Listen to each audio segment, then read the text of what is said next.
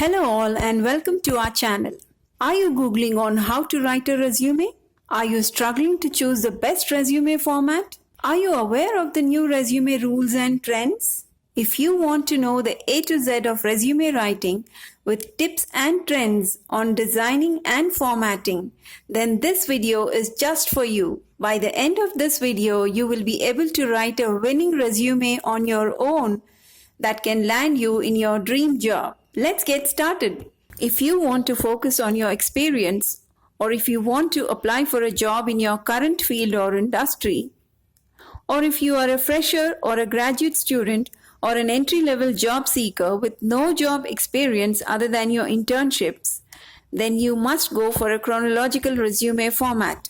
If you are a career changer who have large work gaps in your employment history, and you want to cover it up by emphasizing your skills more than your work experience, then go for a functional resume format. Go for a combination resume format if you are a mid-level or a senior level career professional. If you are an expert in your field. If you are applying to a job that requires high or advanced level of technical skills and experience. There are many ways to organize the information on your resume, like the functional resume which highlights your skills alone, or the combination or a hybrid resume which highlights both your experience and skills equally. But the good old standard format of chronological or reverse chronological, where your experience section takes most of the space, is still your best bet, I must say. Take a look at the chronological resume format for both experienced and freshers. Let's understand the sections which are common to both experienced and freshers. Contact information is the section which goes on to the top of your resume. Your contact information begins with your first name followed by your last name. It can be in bold letters or initial caps. Your email ID should be a professional one with your name. Avoid email accounts with your nicknames or pet names, short forms of names, or weird names. Your mobile number should be a valid and an active one. Your contact information should bear your LinkedIn URL address. If you haven't got one, I strongly recommend you to register yourself, because LinkedIn is the only professional social media platform where you can sell your skills and expertise.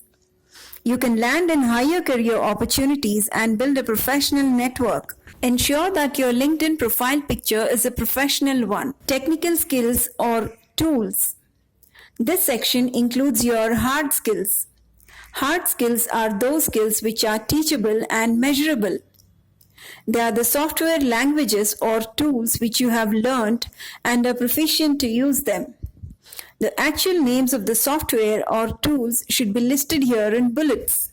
Let's move to education section, which can also be named as academic history or academic profile. An experienced candidate can do away with one's latest academic degree, whereas a fresher may include a comprehensive academic history starting from the recent degree to the boards or 10th class. Mention the name of the degree with the university and its location. Mention the duration of the course with start year and end year or the year of passing. Do mention your GPA or percentage or grade points. Summary. It is a personal statement made by the candidate at the top of the resume just below the contact information. For experienced candidates, the section can also be titled as Professional Summary, Professional Profile, Career Summary, Career Profile, or Summary. A career profile not only makes your resume stronger and impressive, but also prompts your recruiter to read further. More often than not, screening is done basing on how well the summary is captured. This section captures the highlights of your professional career and experience in 2 to 3 sentences. It serves as an introduction to the rest of the resume. However, an experienced candidate also has an advantage of a bulleted summary which does equal good. Now let's look at the summary section for freshers or entry-level job seekers. We have learned that a career summary provides a brief overview of your work history and acts as an introduction. Now you may have a question. What goes into a summary statement of a fresher who has no work experience? Freshers often answer this with an objective statement. Dump the word objective because the recruiters are not interested in your individual goals. They are only keen to see how well you fit into the job to serve the goals of their organization. Now, what goes into the summary of a fresher? Write a powerful summary statement that states who you are as a professional and convey your knowledge and passion for the role you are applying to and how you will be of value to your employer. In short, give a picture of who you are and what you can do for the company. Let's look at some sample summary statements of a fresher's resume. Begin your summary with an adjective that defines you, followed by who you are and what you can offer to the company. Take a quick look at the summary statements of a fresher for the position of web developer and accountant.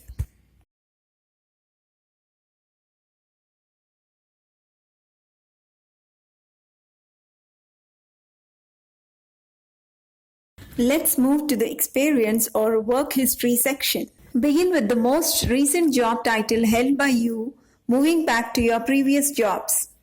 State the duration of the job. Mention the company's name and its location. Do not state your responsibilities or tasks. Instead, give a bulleted list of your achievements or accomplishments. Quantify your achievements wherever possible. Make sure you use past tense verbs to describe your experience. How to describe your experience? Begin your bullet points using compelling action words that will catch your recruiter's attention. Take a look at the examples. How to quantify your achievements?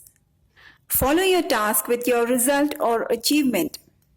Take a look at the sample.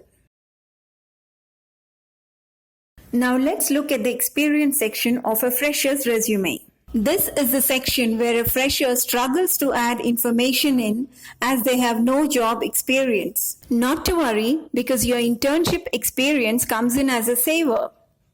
If you haven't done any internship, then you may add your experience of various academic projects that you might have done during your college.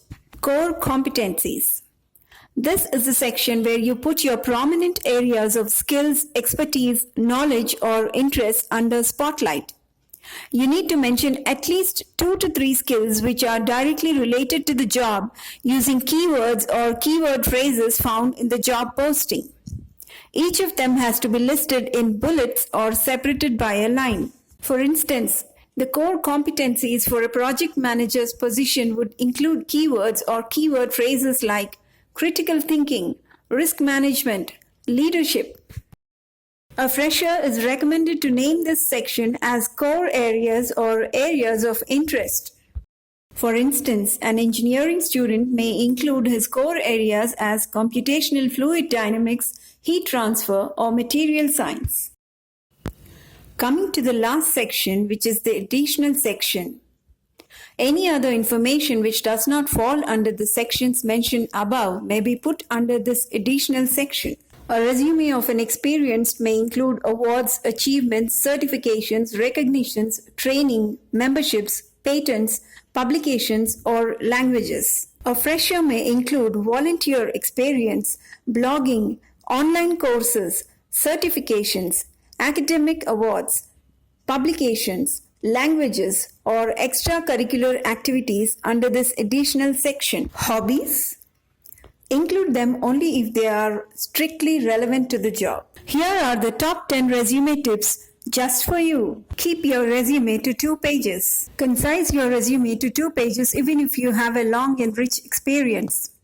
If you are a fresher who do not have any relevant experience or enough credentials to show on your resume, only then you opt for a single-page resume. Save your resume as a PDF. It makes an easy access for your hiring manager. Tailor your resume not only to the industry you are applying, but for every position. No generic resume to all job postings, because employers want to feel special and want you to write a resume specifically for them. They expect you to clearly show how and why you fit the position in a specific organization. If you want your resume to stand out from the sea of Times New Roman, use some HR-approved modern fonts listed here as per their appearance. Keep your font size between 10 and 12 and a margin of 1 inch on all the sides. Use only a maximum of 2 different fonts and 2 different colors on your resume. One for the headings and the other for the rest of the content. Make your resume an ATS-friendly one. The main focus should be on the readability of your resume by human eye or the applicant tracking system, ATS. Avoid infographics or visual representation of information or data unless you are applying for a job in a creative field. You may pair your resume with a strong cover letter telling why you are ideal for the job.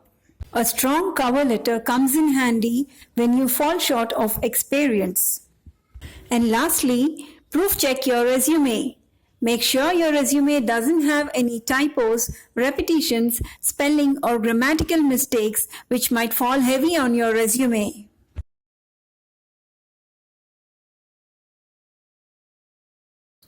I hope this video has given a clear picture of a resume format and has answered all your doubts regarding resume writing. Do let us know if this video on writing skills was beneficial to you. Please like, share and subscribe to our channel. Thanks for watching.